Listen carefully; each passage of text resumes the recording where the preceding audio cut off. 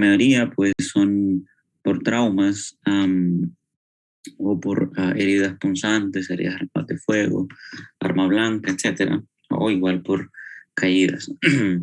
Pero nosotros hablábamos de un síndrome de Brown-Séquard. ¿Ves? Lo que me interesa aquí es ir deduciendo qué es lo que implica este síndrome. Y pues esto lo conocemos como una hemisección medular, es decir, solo una mitad de la médula va a estar lesionada. Usted con el conocimiento que está adquiriendo hasta el momento, por las lecturas, me imagino, y por la clase, pues puede ir sospechando qué es lo que puede presentar un paciente dependiendo de la lesión. Aquí en la hemisección medular, pues nos dice que es una enfermedad rara que va a afectar la función motora de un lado de la médula espinal, produciendo parálisis de un lado y anestesia del lado opuesto. Es lo que intentamos explicar ayer, pero por cuestiones de tiempo, únicamente repasarlo. Aquí pues teniendo una lesión aquí en la médula espinal, siempre con el síndrome de Brown-Séquard, es decir, una hemisección medular en el lado derecho. Pensemos que por lo menos esta vía va a estar lesionada. Ahí implica pues lesión de sustancia blanca y sustancia gris, ¿correcto? En cada uno de esos. En el libro pues le menciona que el paciente va a tener pérdida total de las sensibilidades. ¿Pero qué sensibilidades específicas? Bueno, habíamos definido que hay pérdida del tacto discriminativo, es decir, entre dos puntos, y de la sensibilidad vibratoria y de la actividad muscular. Recuérdame por quién llega ese fascículo, quién le lleva esa información a su cerebro, qué fascículo hay en la médula espinal. Información de discriminación táctil y vibración. ¿Cuál es la vía que está siendo alterada? La cuneiforme. Entonces, cuneiforme, grácilo cuneiforme. En este caso, pues, si estamos sospechando abajo de T6, pues estamos sospechando de grácil.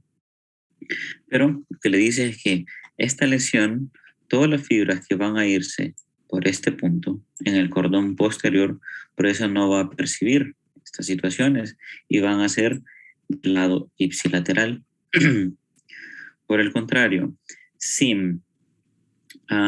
las vías que vienen de forma descendente, recuérdenme, al menos aquella que se dedica a controlar sus movimientos finos y hábiles, sobre todo de miembros superiores e inferiores. ¿Cuál es la vía que desciende y que tiene esta función?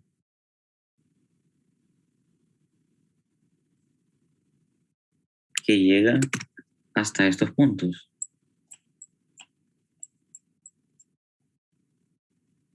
Que viene de la corteza hasta la médula espinal. ¿Cómo le diría? ¿Cómo la denomina? Repita la pregunta. El tracto o el fascículo descendente que se encarga o que la función es de coordinar sus movimientos hábiles y finos de los miembros superiores e inferiores, es decir, de sus extremidades, ¿quién es el encargado? Córtico espinal. Exacto, es el córtico espinal, uno de los más famosos que usted más va a escuchar. Pero ¿quién? Ese tiene una vía en donde se cruza allá arriba.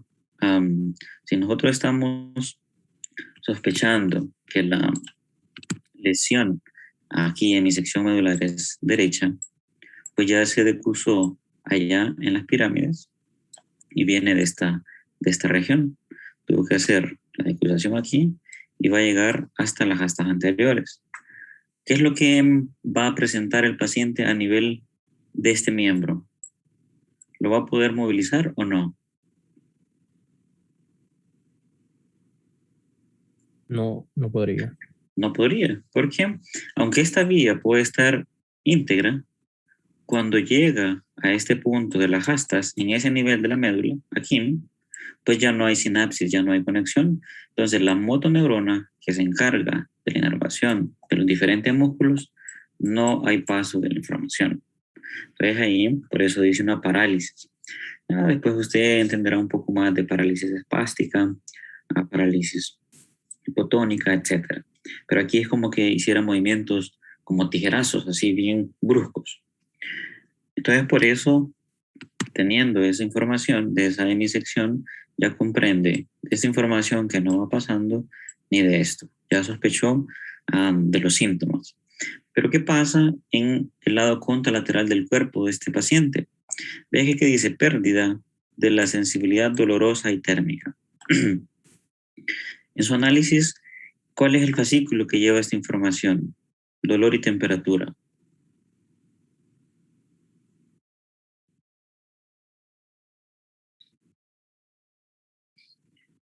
Dolor y temperatura. ¿Quién lo transmite? Estamos hablando de los fascículos, ¿verdad? El espinotalámico lateral. Espinotalámico lateral. Ese mismo. Entonces, recuerde que él va a ir de forma, cualquiera de estos puntos, donde esa estimulación va a ascender y venga hacia aquí, va a ir ascendiendo y entra por el asta dorsal. Aquí está pues la neurona, el cuerpo de la neurona, hace su sinapsis en el núcleo de la sustancia gelatinosa. ¿Qué va a hacer después de esto? Decusarse y pasar por este punto para después irse de forma en el cordón pues lateral. Si hay lesión en estos niveles, aunque haga esta sinapsis, esta fibra del tracto fascículo del espinotalámico lateral no va a poder pasar de este punto la información. Por eso es que no va a percibir si hay tacto o, mejor dicho, si hay dolor o si hay cambios de temperatura por lesión del espinotalámico lateral. Vea que esto es una interpretación en el lado contralateral, aunque la lesión está en este punto. Pero aquí es donde entra la importancia de saber si ese fascículo hace su sinapsis y se decusa. Como aquí va a estar alterado, no hay paso. Las fibras de la sustancia blanca que están aquí, pues están dañadas. Entonces no va a haber transmisión de la información. Pero vea que dice deterioro de la sensibilidad táctil. ¿Quién le lleva a usted este tipo de estímulo? El tacto, ¿quién se lo transmite? Tacto leve y presión. Espinotalámico anterior. Espinotalámico anterior. Entonces, aquí es donde usted después va a ir a ver donde tiene el esquema de toda la vía ascendente, y hay una característica que ese fascículo, una vez que llega a este punto de la sustancia gelatinosa, él puede hacer se recuerda por el póster lateral del Isauer, entrar en unos segmentos superiores o segmentos inferiores en la misma médula. Y si ven el trayecto allá, en general siempre se va de forma ascendente, pero siempre va a decusarse aquí en la vía a lo largo de toda la médula. Por eso es que aquí dice un deterioro y no dice pérdida total. Usted puede percibir la sensibilidad del tacto y presión, pero de forma alterada, no como lo estuviera haciendo de forma natural, pero puede llegar a percibirlo. En ocasiones hasta hay una pérdida total, es lo más frecuente, pero para que entienda el término que dice pérdida, aquí dice deterioro, y se debe a esa situación.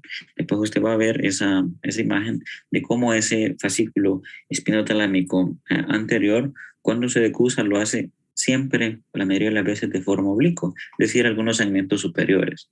Pero en el segmento donde tiene que pasar igual esta información al otro lado de la lesión, no va a ascender. Y ahí no va a percibir pues, el tacto en la mayoría de las regiones. Entonces así se interpreta. Usted, sin tener una imagen, por lo menos de la médula, de que está dañado esto, si tiene la forma de cómo hacer la evaluación, un diapasón, que se va a estar más frío, tiene una estructura que genere calor. En general siempre se hace con una bolsa de suero fisiológico que ha estado en baño María y se percibe esto o no percibe. Pero usted va a determinar, evaluando de forma ascendente y determinando, obviamente el paciente tuvo un accidente, lo asaltaron, etc. Un accidente automovilístico o algún proceso hemorrágico y súbitamente comenzó a tener, no mueve esta pierna, pero la otra sí, sí tiene movilidad. Y esto se explicaría por qué estas astas, los fascículos corticoespinales, es decir, aquellos que vienen de forma descendente, sí están actuando efectivamente en el asta contralateral. Por eso es que va a haber movilidad aquí, pero como aquí va a estar dañado, va a haber parálisis. Recuerde que ya esto es una vía ipsilateral. Entonces ahí es donde hago nuevamente recalcar esa importancia. ¿Okay? ¿Claros con esa, por lo menos con esa explicación? Sí, doctor. Perfecto. Solo preguntarle un poco. Claro. Digamos, más o menos entendemos cómo se dañarían, ¿no? Estas percepciones y estas actividades motoras en los miembros inferiores, pero ¿por qué hay otras que sí quedan, si más o menos lo podría explicar, porque hay otras que sí permanecen todavía funcionando sin ninguna pérdida ni deterioro? ¿Se refiere, por ejemplo, a este deterioro de la sensibilidad táctil? ¿O a cuál específicamente? Sí, es que, por ejemplo, ayer hablábamos que en una pierna presentábamos parálisis, Ajá. pero Pero en la otra no. prácticamente presentábamos, sí, en la otra no, y viceversa. Más o menos si lo podría explicar un poquito, tal vez, para quedar todo claro. Sí, claro. Pues vean, aquí nuevamente la clave para estas situaciones es conocer o repasar, mejor dicho, todas las funciones de las astas, tanto dorsales como las anteriores. Estas van a ser las predominantes en este sentido. La función simpática, que es de las astas intermedio-laterales, pueden verse alteradas, pero no son tan manifiestas en el paciente. Pero dependiendo del tipo de lesión, aquí nos fuimos a un caso extremo de una hemisección medular en donde usted tiene toda esta área que voy a marcar está lesionada completamente. Pongan la mala suerte que el paciente o por la irrigación en las arterias que llevan irrigación en este nivel tuvo una obstrucción para algún trombo y pudo haber lesionado la mayoría. En algunas partes puede ser que quede todavía habilitado algunos segmentos del cordón posterior, cordón lateral o anterior. Pero siendo un poco más extenso en esa lesión, imagínense que si se le dañó toda esta hemisección, sustancia blanca y sustancia gris. Entonces, ¿dónde está la clave? Uno es saber cómo se distribuyen los fascículos ascendentes y descendentes. Si estamos hablando de los ascendentes, en general, los que llevan sensibilidad dolorosa, térmica y tacto, entran por el lado contralateral. Aquí van a hacer su sinapsis con alguno de esos núcleos. En general, este tipo de información con el núcleo de la sustancia gelatinosa. ¿Qué es lo que pasa con esto? Siempre se van a decusar por lo menos estos dos tipos de sensibilidades. Y van o a ascender por el cordón anterior o una porción por el cordón lateral. Pero como aquí la irrigación está dañada, es decir, estas fibras de sustancia blanca están necrosándose o por lo menos está en proceso inflamatorio severo y no deja que esta información que viene contralateral ascienda. Aquí todo está ok en esta sección de la médula, pero aquí no hay transmisión. Porque se dañó, entonces los axones no ascienden. Es decir, puede estar la fibra, pero ya estar dañada y no transmitir la información. Entonces ahí lo que va a percibir el paciente es que nosotros vamos a saber si esa corteza parietal está interpretando o no. Recuerde que siempre se decusan, comienzo a hacer tacto en alguno de estos puntos, siempre ordenadamente va de forma de las zonas más inferiores a las más ascendentes. Y va preguntándole, como evaluando los dermatomas. ¿Percibe este estímulo? ¿Percibe? Y en esta sección, pues no va a haber nada de la sensibilidad dolorosa y térmica.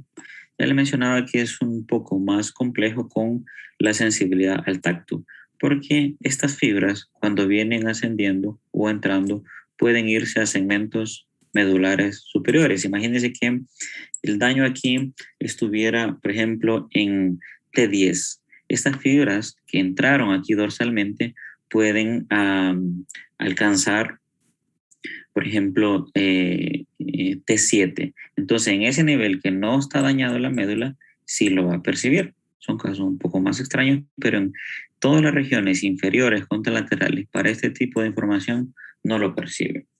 Pero ¿por qué el individuo puede movilizar esta pierna? Porque yo le digo, flexiona, extienda, muévela para la derecha, para la izquierda, porque, nuevamente le limpio aquí, las vías que vienen desde la corteza frontal, las que se encargan de movilizar desde el homúnculo, la región de la pierna, que está en la región más superior, comienzan a descender y van a pasar por la médula oblongada, donde usted tiene la famosa decusación de las pirámides, por el fascículo acórtico espinal lateral, y desciende, y llega hasta el cuerno anterior.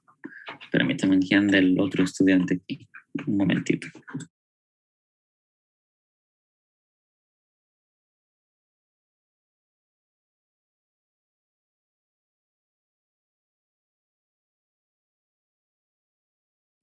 Muy bien, entonces, nuevamente, el tracto córtico espinal desciende y alcanza este punto. En ese nivel, lo que está dañado es esto, pero aquí sigue funcionando de forma adecuada de la asta anterior. Todos esos núcleos, el medial, el central y el lateral, están intactos. Entonces, por eso es que va a haber una función de estas motoneuronas hasta la fibra muscular esquelética y se puede contraer. Entonces, por eso aquí sí lo puede movilizar, pero en este caso, como está dañado, estas neuronas también se van degenerando y ahí no hay paso de esa información hacia esos músculos. Entonces, un lado lo mueve y el otro no. Un lado está con parálisis y el otro no. Así se podría explicar, no sé si le amplío un poco más el panorama. Clarísimo, doctor, muchas gracias. Excelente. Obviamente esto es un poco complejo inicialmente, porque hay que saber toda esta información, ¿verdad? Hay que tener bien claro su espinotalámico, lateral, anterior, y pues los que van de forma ipsilateral. Por eso, en su resumen, en su cuadro, eso es importante determinarlo. Otras situaciones, ya veremos, por ejemplo, cuando hay más lesiones espinales.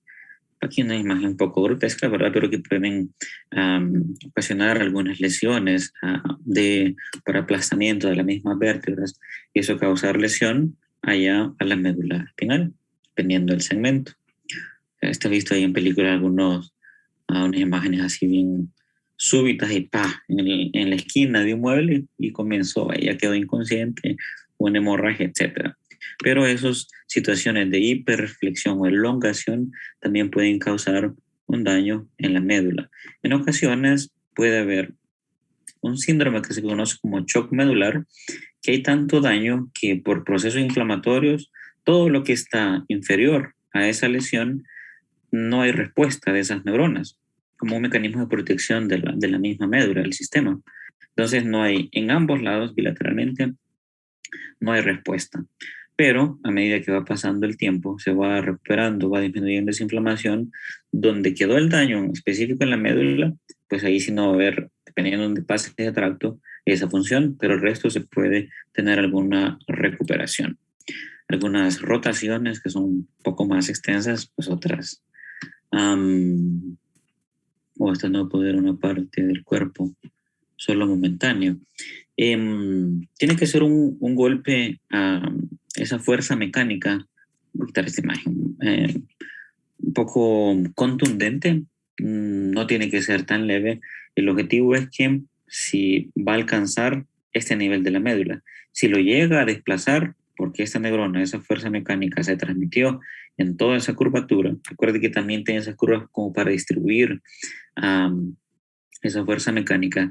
Si alcanzó momentáneamente y solo es una neuropraxia, ahí sí puede causar algún daño, una pérdida de la sensibilidad o parálisis. Pero si ya se retira ese estímulo, la recuperación puede ser progresiva. Ahí donde se está evaluando el paciente. Y llegó con el trauma, se le hacen estudios, no hay marcadores inflamatorios y se vigila. Porque inicialmente, o si fue intenso, no hay movilidad de ambas piernas. Y usted dice, bueno, hay que hacerle una resonancia para ver una resonancia de la médula espinal para ver si está íntegra o si hay algún daño.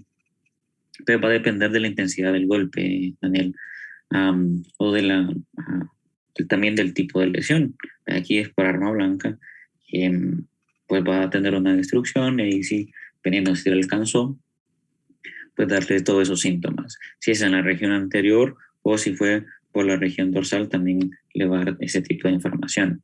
Aquí lo más relevante es, le llegó a usted, cuando esté en la práctica, lo evalúa, pues no hay movilidad. Usted dice, hay parálisis de un miembro de ambos. Y usted puede ir determinando después la sensibilidad, hasta qué nivel va, ahí tiene su esquema de dermatoma, y es más o menos hasta qué nivel puede ir sospechando en ese sentido.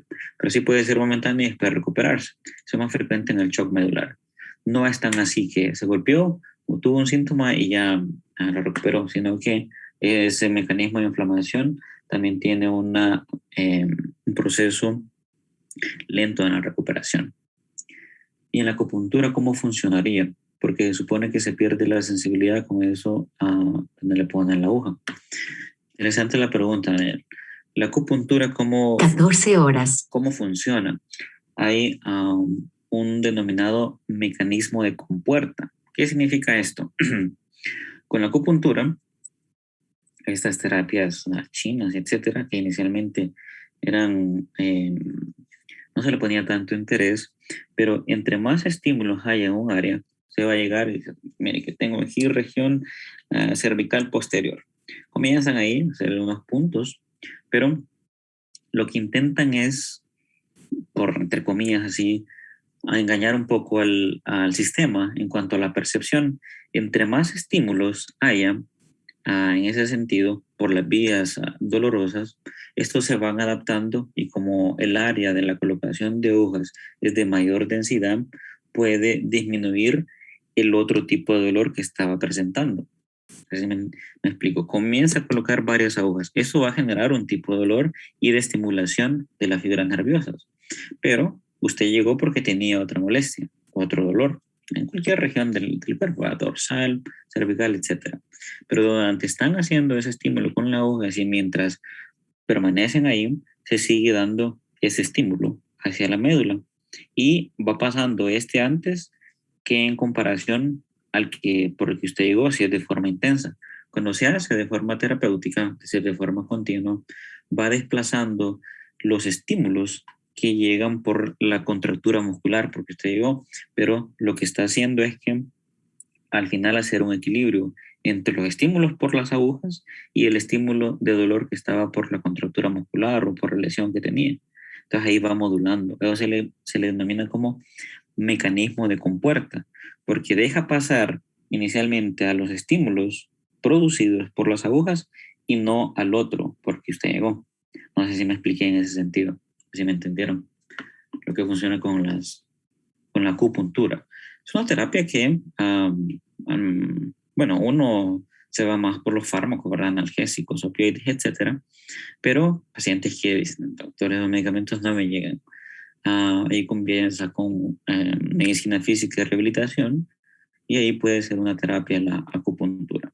No es que le va a quitar todo el dolor, pero a algunos les funciona. O sea que no hay que despreciarla en ese sentido.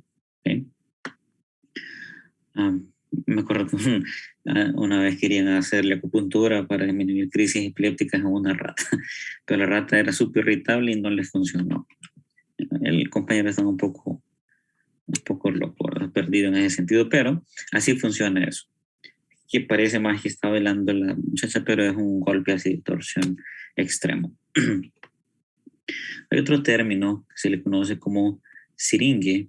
A la patología se le conoce como siringomielea. ¿Qué significa esto? Vea aquí en un corte sagital, aquí tiene usted toda su médula espinal, pero percibe aquí una situación blanca. Eso significa que hay un espacio que puede ser quístico, cuando es quiste lleno de líquido, eso se conoce como siringe. Esto aquí se puede dar en cualquier nivel de la médula espinal, sobre todo a nivel cervical y torácico, pero eso causa un desplazamiento. Imagínense un quiste dentro de la médula espinal, se le conoce como siringiomelia. Esto sería una cavidad siringomélica. Aquí obviamente se localizó todo lo que va a alterar. Estas vías pueden buscar alguna ruta alterna, pero va a causar un deterioro en la transmisión que debería ser en este sentido. Si viene por esta situación o si es de acto discriminativo en este nivel, pues todo esto va a tener una repercusión sintomatológica en el paciente. Algunos, pues dependiendo si da síntomas, en los que son exuberantes, se puede intentar hacer una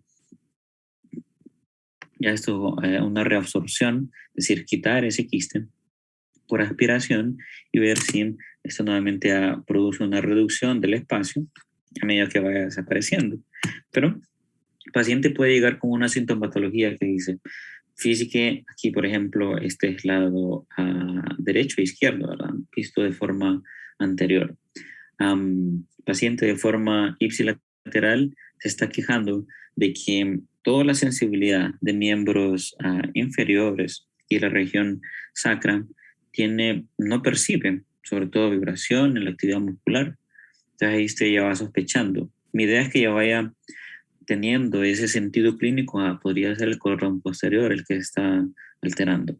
¿Por qué? Usted no sabe en ese momento. No va a sospechar que tiene un quiste en eso, sino que hay que hacerle un estudio. Ahí usted le hace las otras pruebas y está preservado la vía de las motoneuronas, moviliza ambas piernas, pero el único problema, o lo que más predomina, son lesiones en esos fascículos, son esas alteraciones. O incluso si la sensibilidad al dolor y temperatura, pues puede verse alterado porque por donde entra puede alterarse este circuito aquí. Entonces se le conoce como siringiomelia. Son situaciones un poco más particulares que se los traigo solo para hacer un tipo de correlación. En el libro pues le aparecen ciertos esquemas en donde hay un síndrome de sección medular completa, toda la sensibilidad y la parte eferente motora inferior a la lesión va a tener problemas. Hablamos del síndrome medular anterior, son áreas siempre más de daño isquémico, pero que va a predominar sobre las astas anteriores. Él va a sentir aquí posteriormente, pero no va a tener movilidad, va a tener parálisis. Esto puede causar, pues si fuera a nivel torácico, una paraplegia, etcétera, si fuera a nivel cervical, una tetraplegia o cuadriplegia. Y así algunos que son un poco más específicos, un síndrome medular central, que también son raros, podría darse lo que hablamos del síndrome de Brown-Sequard, una hemisección medular. Ahora la tendencia es no utilizar tanto epónimo, sino a lo que sucede en la vía, porque así nos orienta un poco más. Usted dice hemisección medular, pues una mitad de la médula está dañada. Aquí se vaya aprendiendo a lo largo de toda la carrera los denominados síndromes. Obviamente quien lo describió merece un reconocimiento, claro. Hay pues la siringomela, dependiendo a dónde esté el quiste, así va a ser el daño sensitivo o eferente. Hay algunas infecciones virales, como la poliomielitis, que este virus tenía un neurotropismo, es decir, una afinidad por dañar las astas anteriores. Entonces el paciente, no sé si conoce usted algún amigo o ha visto ahí yo creo que usted no sale mucho, no lo pasa en casa, pero alguno en la calle que tiene dificultades para deambular y dice, él tiene secuelas de polio, porque le afectó principalmente todas las neuronas que se encargan de inervar bilateralmente a miembros superiores o inferiores. Hay otros tipos un poco que hablaremos más adelante en el curso. La esclerosis lateral amiotrófica comienza a hacer daños en diferentes puntos y se van extendiendo así en ese sentido. Entonces ahí solo un panorama general de lo importante que es el estudio de la médula. ¿Sí? Muy bien. ¿Alguna pregunta hasta el momento? Solo déjeme cambiar aquí de diapositiva. Preguntarle, doctor, cuando hay algún tipo de lesión en la médula de determinada altura, ¿eso también puede afectar que otras secciones de la médula se deterioren? O algo así, por ejemplo, como los músculos cuando uno no los ejercita, que se atrofian. ¿Pasa también con la médula espinal? Lo que generalmente se observa con daños de la médula es que si son difíciles de recuperar, si hay, por ejemplo, un daño así de sección medular completa, una tendencia es a que segmentos cercanos, es decir, los segmentos ascendentes también se puedan dañar. ¿Por qué? Eso la explicación es el fenómeno inflamatorio que puede ocurrir. Siempre usted tiene macrófagos y esas vías. Aquí tiene para mantener con nutrición los astrocitos a esas neuronas y vías de sustancia blanca, sufren ese mecanismo hiperinflamatorio y eso se puede ir extendiendo. En general, un paciente con sección medular completa, dependiendo el nivel, pues es de muy mal pronóstico. Pero sí, en efecto, se puede extender un poco más. Ahí la característica también es que si fuera una sección, por ejemplo, propio de las astas anteriores y se dañaron todos esos núcleos, medial, central y lateral, ahí el paciente va a cursar con parálisis bilateral en este caso. Todos esos músculos se le van a atrofiar y después se le pueden mantener de forma espástica, así como muy contraídos. Y eso pues va a ser progresivo. La atrofia va a ser progresiva y la espasticidad también. O sea que sí, se puede extender un poco más. Gracias, doctor. Muy bien. Solo déjenme aquí cambiar de...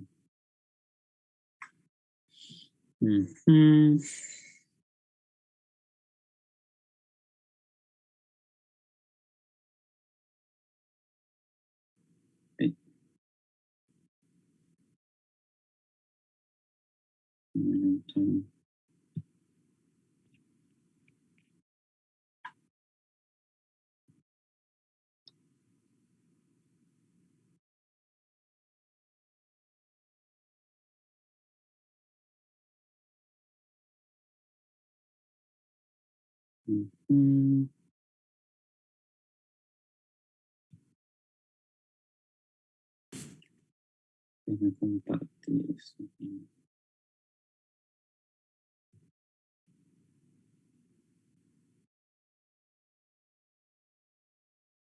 Esto siempre en el sentido de con las vías descendentes y sobre todo los corticos espinales, tenemos después usted lo puede revisar, ¿verdad? Con mayor tiempo, por donde se va a ir en la forma del tracto córtico espinal anterior y lateral.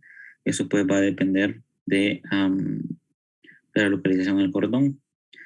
Esta información pues aquí le ayuda a complementar un poco. Yo le mencionaba que estos sí, de forma general sirven para esa coordinación, para esa movilidad fina, para las destrezas, sobre todo de miembros, sobre todo de extremidades. Pero ese cordón lateral, pues algunos lo orientan más a esas habilidades manuales o destrezas, deportes, etcétera, pero lo hacen de forma coordinada y el cordón anterior pues es más para mantener el tono muscular y la postura. Tal vez, déjeme, esta imagen pues es relevante en ese sentido, de que usted quiere, por ejemplo, aquí el individuo cuando llega a H a cambiar los bombillos por luz blanca y de menos costo, ahí tiene el tracto activando predominantemente el córtico espinal lateral. Pero para usted mantener la contracción y ese equilibrio de su cuerpo, es decir, el tono muscular, utiliza más el córtico espinal anterior. Obviamente lo está haciendo de forma simultánea, aunque no son exclusivos. Aquí veremos a lo largo del parcial que intervienen los núcleos de la base y también su cerebelo, así como estructuras vestibulares, es decir, que vienen de información con el oído. Entonces me ha parecido relevante pues esa imagen en ese contexto. Eso ya lo hemos visto. Esto, pues yo creo que hay una parte de práctica aquí. Vamos a ver qué nos... Ahí va el doctor otra vez con eso. Muy bien. Entonces usted tiene la visión lateral de sus hemisferios cerebrales. Recordemos que tal vez más adelante usted va a ser capaz con ese sentido. Aquí donde se va a ubicar, se me explicó, donde se va a ubicar todo el homúnculo motor, donde nacen las fibras del tracto córtico-espinal. Por ahí que aquí posteriormente es donde nacen o donde van a llegar de las vías ascendentes. Todos los fascículos que hablamos después del relevo con el tálamo van a llegar a este punto, pero aquí es donde van a comenzar el descenso. Obviamente lo puede hacer de cualquiera de estas áreas, pero va a ser predominantemente de este punto. Miren que aquí estamos en el hemisferio cerebral derecho. Si seguimos haciendo un corte pues coronal de sus hemisferios, ve esta figura aquí. Ya le voy adelantando, este es su hipocampo, es el que le permite pues ser tan acertado en las preguntas que yo le hago de memoria aquí en neuroanatomía. Entonces le pregunta ahí por dónde van a ir descendiendo. Tal vez estas estructuras usted las va a conocer mayor detalle en el tercer parcial, pero es sobre las fibras. En este punto es donde se encuentra la corona radiada. Usted tiene las neuronas allá en el lóbulo frontal, tiene el cuerpo y emite su axón. En este punto pasa por la corona radiada, después pasa por la cápsula interna, que son estas fibras. Aquí es donde usted tiene su tálamo. ¿Okay? Pero eso, como le digo, manera de información, pues usted lo va evaluando y lo va a interpretar mejor en el tercer parcial. Hablaremos de todas esas estructuras. Pero si seguimos, nuevamente esta imagen ya la reconoce, donde tiene, véngase por acá atrás, es esto amplificado, donde usted tiene su tálamo y este espacio es el tercer ventrículo.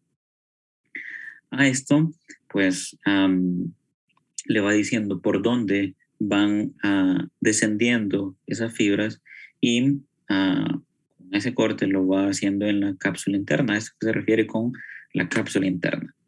Recuerde que aquellas de las vías ascendentes llegaban a este punto, donde se encuentra la región ventral posterolateral del tálamo. Pero aquí descienden, este punto que le estoy mostrando, si nos venimos para atrás, es esto aquí. Estamos siguiendo esta vía en este momento. ¿Okay? Continúa aquí por la cápsula interna, sigue descendiendo y aquí lo que está haciendo es un corte axial, es decir, desde este punto, la región anterior, hasta la región occipital. Amplificando esto, todo esto aquí se llama cápsula interna. Solo estoy haciendo la introducción a esto. Pero en este brazo, la cápsula tiene un brazo anterior. Recuerde que esto es anterior y esto es occipital. Este es el brazo anterior y este es el posterior y este es su tálamo.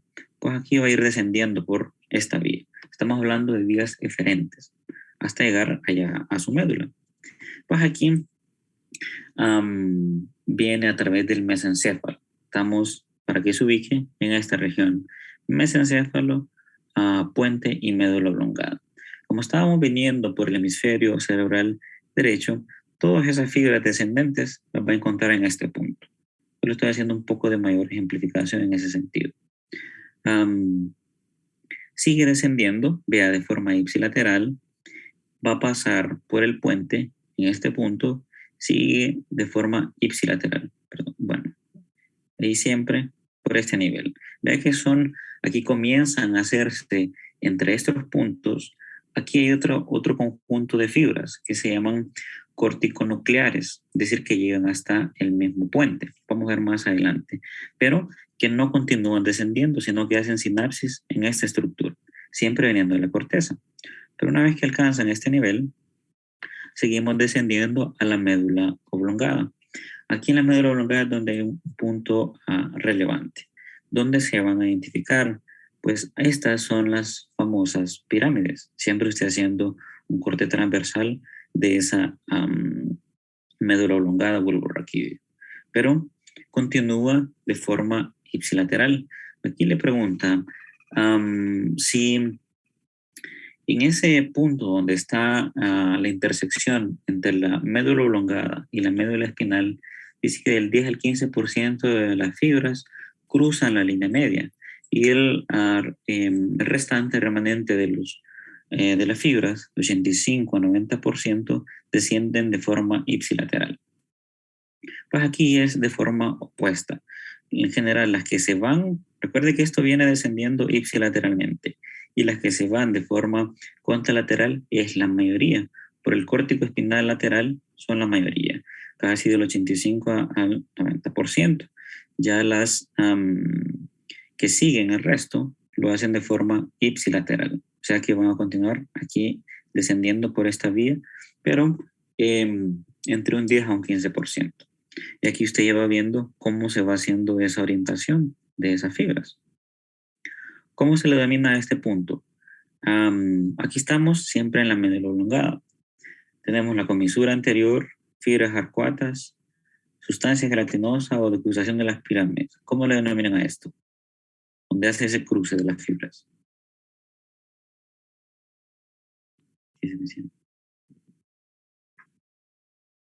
Decruzación de las pirámides. Ese nombre está desde lógica. Es aquí donde hace ese cruce. De aquí en adelante, pues va a ir descendiendo. Realmente aquí le dice dónde está la decruzación esa. Pues ahí es evidente. Solo que aquí ya vamos al nivel de la médula espinal. Y le pregunta sobre cómo se desplazan esas fibras en el tracto córtico-espinal lateral. Pues ahí se le dice lateral, pues va a ir por el cordón lateral. ¿Okay? Ahora, las fibras del tracto córtico-espinal anterior cruzan o se decusan allá a nivel de la decusación motora, de la decusación de las pirámides. No. Entonces usted dice que es falso. A ver, ¿por qué? Eso es importante tenerlo en cuenta. Cuando el tracto córtico espinal anterior, ese se va de forma ipsilateral. Y si lo ve, tal vez aquí que le pregunta el córtico espinal anterior, él viene descendiendo ipsilateral hasta aquí en la médula espinal, pero de aquí en este nivel es donde va a hacer la decusación para ir a inervar, primero hacer sinapsis aquí en el asta anterior y después dirigirse para el músculo que necesita. Es importante esa aclaración. Nuevamente, y le preguntaba si esas fibras del tracto córtico espinal anterior se cruzan allá en la decruzación de las pirámides. Pues no, ya solo es el lateral y este sigue ipsilateral. ¿Okay? Muy bien que tenemos ya claro esa situación. Ajá, y si, por ejemplo, aquí estamos, le voy a mostrar, solo para mostrarle el nivel donde está haciendo ese corte. Ups.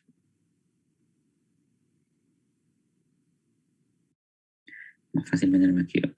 Pero estamos en el mesencéfalo. Aquí, en este punto. Esa pregunta que le está haciendo allá es en este corte, que ya casi cerca, la región más cercana a su diencéfalo. ¿Bien? Entonces él nos preguntaba,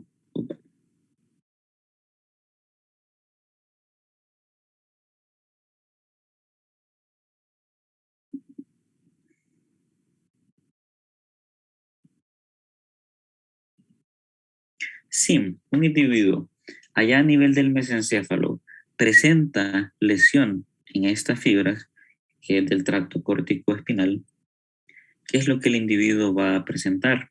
Recuerde que estas van a llegar hasta las astas dorsales para que inerven las fibras del músculo esquelético, o sea, para que este se movilice.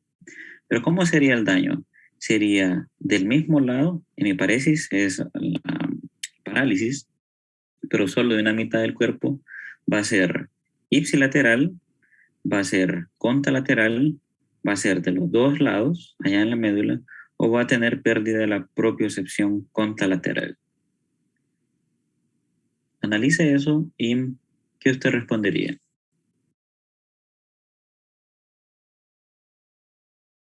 Nuevamente le hago la pregunta. Están dañándose en la vía pues, descendente. Usted ya sabe que es descendente porque quien pasa en estos lados son los corticoespinales. Y aquí vienen juntos. Esos corticoespinales, por alguna razón isquémica, se le dañaron a este nivel. ¿Qué síntoma cree que el paciente presentaría? Una hemiparálisis ipsilateral, contralateral, bilateral o solo pérdida de la propiocepción. Contralateral. Contralateral. ¿Qué más dice el resto? Bilateral. Bilateral. Ajá. Y el resto. Contralateral. Contralateral, dice Yumi. Todavía estamos en la... Antes se podía, no sé, en esto del Zoom se puede hacer amputaciones, ¿no? No, ¿verdad? ¿O sí? Sí, se puede. Si lo tiene premium, sí. ¿Ah? Como lo Sí, tiene lo premium, tiene. sí. Sí, si lo tiene comprado, así puede hacer. Como un juego que hace. Y pues sí, a mí me cobran por esto, pero ¿a dónde? Disculpen ahí, va, pero para ir a... Aquí solo me aparece una cosa que dice aplicaciones, control remoto, notar, más. Él en más a ver si le salen los juegos. En aplicaciones también le puede salir, ¿sabes? Voy a ver no. Aplicaciones, My Apps. Es que uno como no sabe lo que es eso, no, nunca lo ha hecho. Oye, lo voy a buscar porque es interesante para este tipo de... Uy, sí, un montón de aplicaciones, pero... Muy bien, después... Puede ponerlo solo como opción 1, 2, 3 y 4 para hacerlo más rápido. Y así votamos todo. Sí, la situación es que no me sale... Por ejemplo, en aplicaciones me aparecen un montón. Y... Si te sale alguna que sea... creo que es para encuesta. Un montón de aplicaciones, o sea, no... No sé si dependerá del plan también que tiene. La verdad es que no sé, sinceramente. Investigamos y probamos mañana. Y le buscamos un video ¿no? Que se lo mandamos al grupo. Muy bien. Ajá, muy bien. Entonces he escuchado que dice contralateral, ipsilateral, bilateral. ¿Qué dice Judith? Bueno, yo ando súper perdida, pero creo que es ipsilateral la primera, creo que es. Ipsilateral. Ayumi ya dijo, ¿verdad? Marcela, ¿qué piensa? Yo creo que bilateral. Bilateral, muy bien. Entonces analicemos la situación. Las fibras que están descendiendo aquí, hasta este nivel vienen de forma, sigamos, tiene la corteza cerebral en su lóbulo frontal, pasa por la corona radiada, pasa por la cápsula, ahí al ladito del tálamo, y alcanza el mesencéfalo, y se van distribuyendo en este nivel. Hasta este punto va a seguir descendiendo por el puente, pero va a alcanzar a la médula oblongada. Una vez que llega a la médula oblongada, va a hacer su cruce, obviamente en la decusación de las pirámides. Entonces, si hace esa decusación y si están dañadas estas, no van a hacer sinapsis, ¿a dónde? En el asta anterior. Por eso usted tendría que encontrar una parálisis contralateral. Déjame quitar esto aquí. Por ese sentido, porque van descendiendo, pero aquí no hay paso en la información, se dañó esto. Imagínense algo de necrosis, un infarto en ese nivel. Pues si ya no hay paso a la información descendente, no va a ir a alcanzar. Esas fibras tienen que ir a descender y ubicarse contralateralmente. Ese es el trayecto que tienen. Por eso es que si yo le digo al paciente, movilice, recuerde que esto es lado izquierdo y esto es lado derecho. Su miembro superior derecho, nada. Y miembro inferior del mismo lado derecho, nada. Todo eso me va orientando. Hay otros signos que son importantes también para sospechar, pero ya me dice, bueno, la posible lesión de este paciente siempre va a ser, en la mayoría de los casos, contralaterales. Si a usted le llega el individuo, moviliza a su pierna, a su miembro inferior izquierdo, pero el derecho no, y ni el miembro superior derecho en un lado, usted dice, bueno, esta lesión me parece que es allá arriba a nivel de la corteza. O puede ir sospechando todo el trayecto de esta vía corticoespinal, por eso que sería una hemiparálisis contralateral. ¿Me entendieron en ese sentido? Esto es lo que no va a percibir el paciente, pero porque hace ese descenso cruzado y no ha llegado hasta la médula oblongada. Si fuera abajo de la médula oblongada, ahí sería ipsilateral, ¿sí? Entonces ese es su punto importante en ese sentido. ¿Claros con eso? Sí, doctor. Sí. Muy bien. El objetivo pues no es, sí, ¿verdad? Yo estoy de acuerdo, ¿no? Sino en que entienda esta situación. Realmente con el ejercicio lo voy a ir haciendo. Si no, en el examen lo vamos a ver. Pero ahorita no.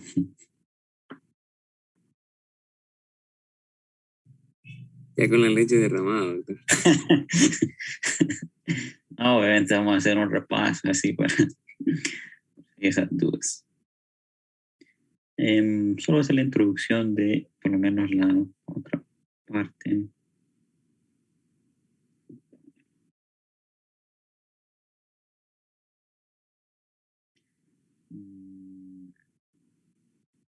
Cerebral.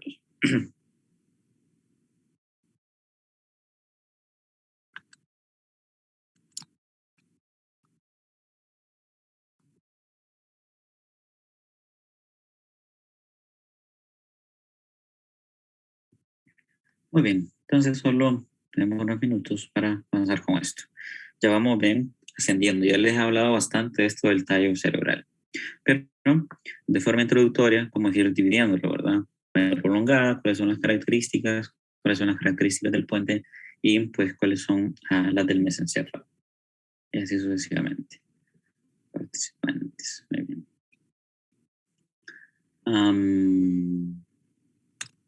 Muy bien. Ahí están sus tres componentes, un corte sagital de la región inferior, médula oblongada, bulbo raquídeo, el puente o protuberancia o puente de Varolio, ese es el epónimo, y su mesencéfalo en este nivel. Algunas disposiciones generales, pues usted tiene aquí en la bóveda craneana, en la fosa posterior, pues el hueso occipital, donde va a descansar. Usted tiene aquí el agujero magno o foramen magno. Alrededor va a tener pues, el componente principal es su hueso occipital, pero aquí va a tener unas porciones de esfenoides y la porción temporal, porción petrosa, y algunas porciones, por lo menos aquí identificación en la imagen, de el parietal. Aquí es la región anterior, pero este punto, que es una inclinación, a veces se le denomina como clivus, y ahí es donde va a descansar pues su tallo encefálico. Esta información pues ahí la lee después usted. Algo relevante es que alrededor, en la región posterior, pues va a tener unas vías de conexión múltiples con su cerebelo. Ahí va a tener algunos que se lo denominan como pies, pedúnculos, que los mencionamos sobre todo en los tractos espino-cerebeloso anterior y posterior. El posterior alcanzaba el inferior y el anterior el superior respectivamente. Hablaremos de qué pasa con el pedúnculo medio. Pero ¿cuáles son las principales funciones de su tallo encefálico, si de forma general? Pues la primera es que va a servir o donde usted va a encontrar la mayoría de los tractos ascendentes y descendentes. Esas vías que hemos ido describiendo, veo que siempre pasan en ese nivel, solo que ahí es un solo desorden, solo que de forma, el sistema lo ha intentado organizar, pero cuando usted lo ve es bien heterogéneo y encuentra las múltiples vías, prácticamente conjuntamente, pero ya funcionalmente ahí donde entran todas esas vías, tanto ascendentes como descendentes. Y aquí uno lo va estudiando en forma de lemniscos, es decir, ya son varios fascículos unidos. Recordemos el lemnisco medial. ¿Quién le forma el lemnisco medial? Ahí sígalo en la imagen. ¿De dónde viene el lemnisco medial? ¿Cuál es el origen?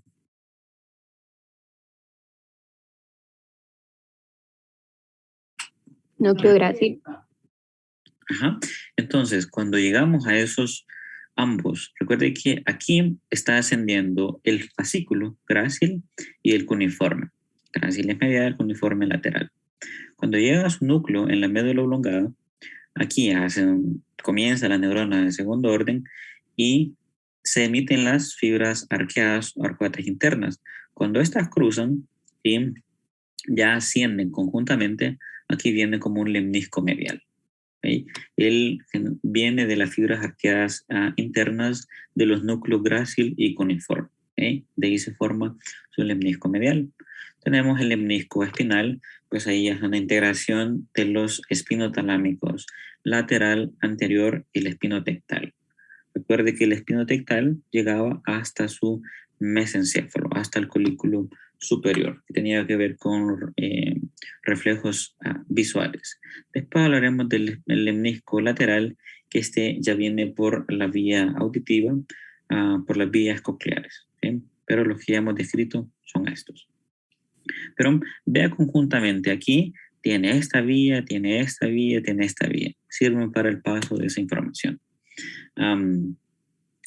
¿Qué otra función relevante tiene su tallo encefálico? Bueno, aquí están el control de la respiración, el sistema cardiovascular y muchas vías que tienen que ver con su estado de conciencia.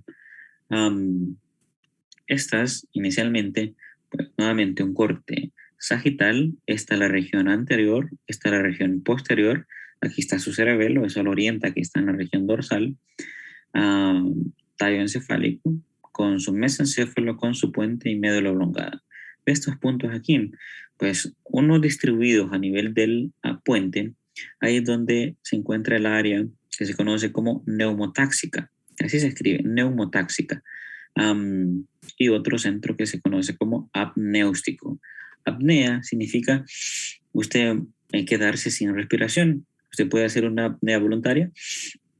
Usted ha escuchado también el síndrome de apnea del sueño. Está durmiendo y el paciente está roncando y se queda. Y después vuelve. Pues esos periodos son controlados. El que usted tenga esos periodos de alternancia de apnea y de respiración, lo contrario, cuando entra el flujo aéreo, pues se dan aquí a nivel del tallo encefálico. Esto es lo que me controla que si usted quiere pues mantener una apnea, te va a dar un momento en donde ya voluntariamente no lo puede hacer y donde se activa el centro apnéustico. Ahí le dice, pues tiene que introducir oxígeno. Ahí vuelven nuevamente a ese ritmo. Están de forma intermedia, inspirando, expirando, pero para hacer ese control más coordinado, puede emitir unas fibras para el área inspiratoria y expiratoria. Es decir, esto se va a controlar o regir más por cambios químicos, niveles de CO2, niveles de oxígeno, cambios de presión, van a activar tanto el área apneica como neumotáxica para mantener estimulado las áreas inspiratoria y expiratoria. Por eso que usted está en ese constante cambio. Aparte de que son cambios de presión, ¿verdad? Entre el nivel pulmonar y el nivel atmosférico.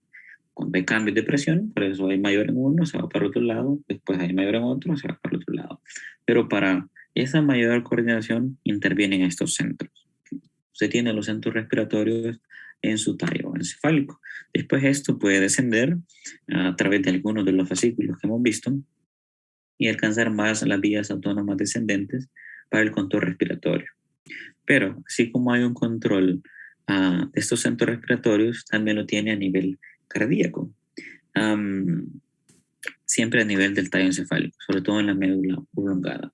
Nuevamente, los centros que lo estimulan son barroreceptores, se refiere a la presión, el nivel de presión a nivel sanguíneo, o los quimiorreceptores. Deficiencia, si entra en hipoxemia, O2, o si hay mucha concentración de CO2. Si el intercambio no se está dando bien, pues llega también a hacer una estimulación para que contraiga el miocardio y ahí desplace a través de la sístole ese volumen sistólico eyectado de forma más rápida, con la intención de que llegue más oxígeno. Pero ahí va a tener que, con esos cambios también de químicos, estimular todas estas vías de los centros respiratorios. Por eso un daño a nivel del tallo encefálico es sumamente severo, porque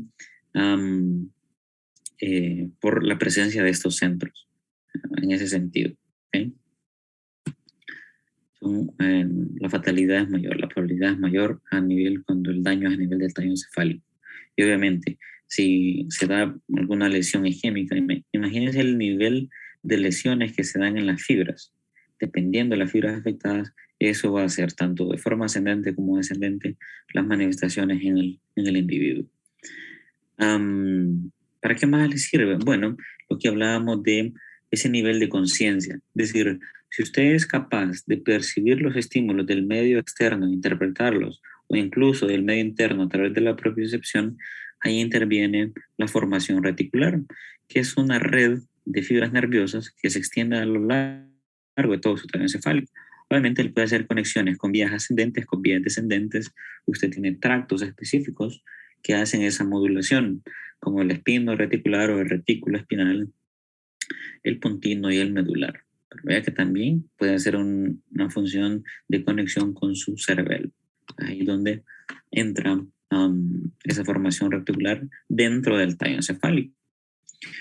¿Cuál es la otra característica principal en estas estructuras? Bueno, va a tener la mayoría de los núcleos de los pares craneales. En este parcial vamos a ver esa situación. Y vea todo eso pintadito que está ahí, todo eso colorido. Va a tener que saber identificarlo.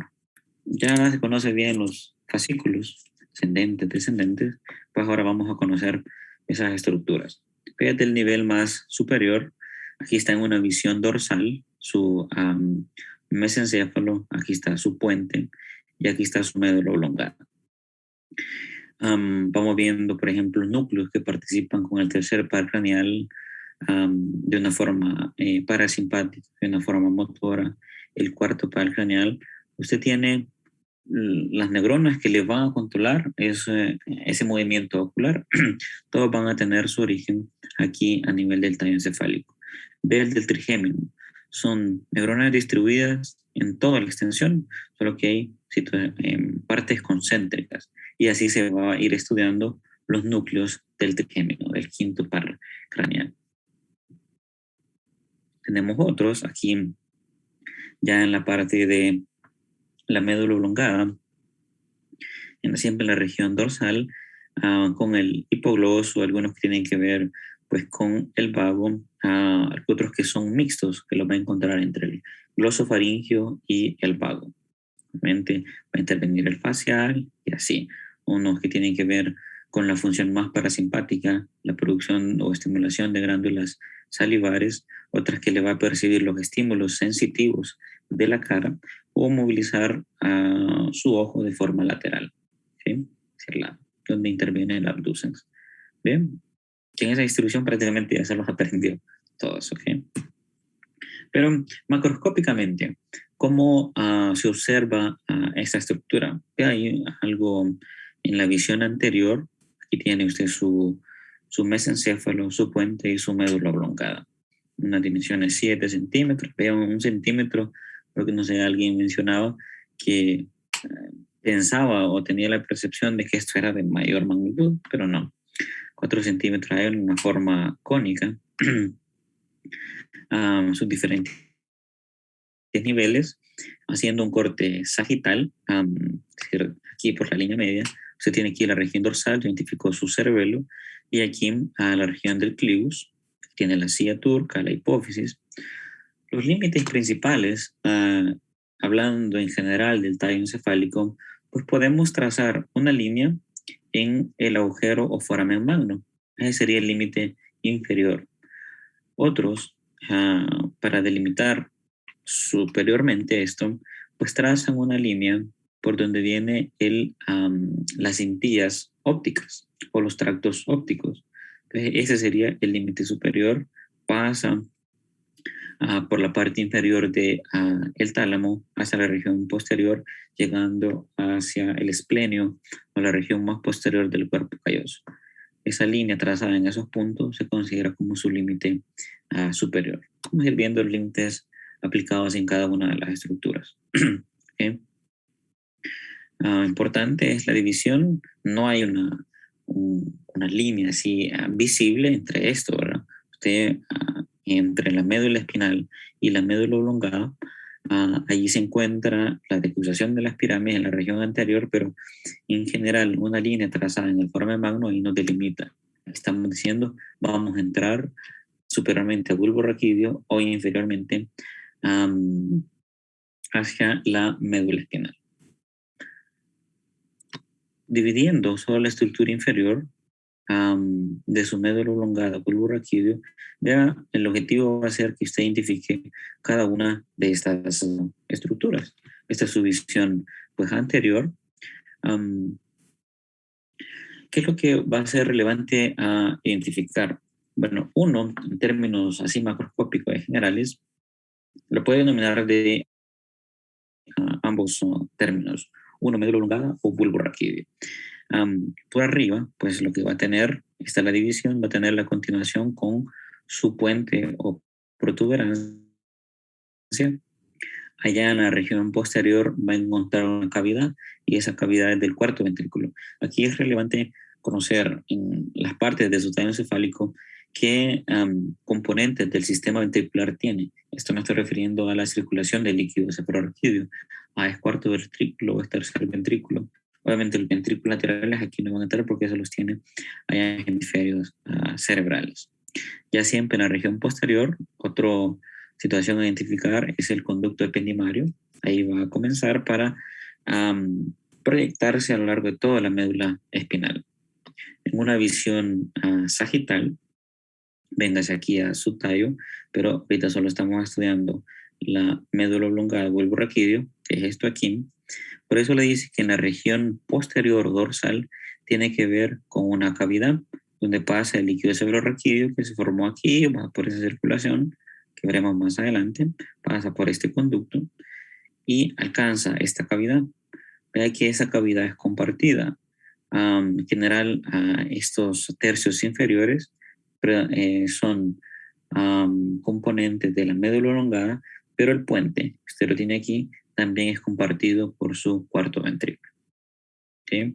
Para hacer esa diferenciación. Cuando viene en este punto, recuerde que aquí tiene su agujero magno, pues aquí se va a continuar con la médula espinal. Aquí hay un punto de estrechamiento donde continúa el conducto ependimario central a lo largo de toda su médula, de forma ascendente, claro. Nuevamente, haciendo el corte del agujero magno, imaginario, claro, virtual, pero ya en ese estrechamiento que hay del cuarto ventrículo, pues comienza y se va a continuar con eso, con el conducto del epéndimo o conducto ependimario central. ¿Qué más? Bueno, ¿cómo delimitar estas situaciones? ¿Qué nombres se le pueden adquirir a esto? Superiormente, usted ve esa línea, esa división entre el bulbo y el puente. Se le conoce como surco bulbo protuberancial.